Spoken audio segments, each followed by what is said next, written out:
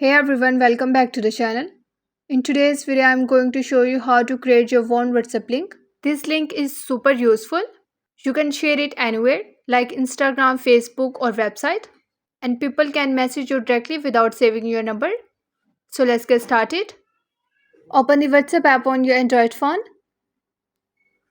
Go to the chat where you want to send your link.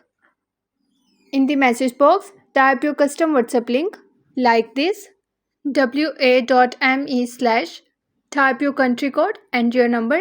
Just make sure to remove the plus sign and don't add any space or dash. Hit send and you are done. Now anyone who taps this link can message you directly.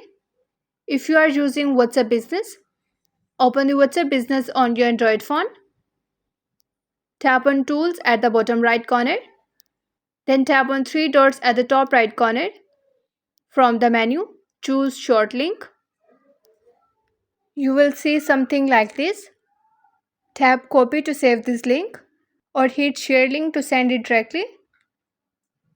You can even add a default message so people know what to say when they contact you. And that's it. Creating a WhatsApp link is a super easy.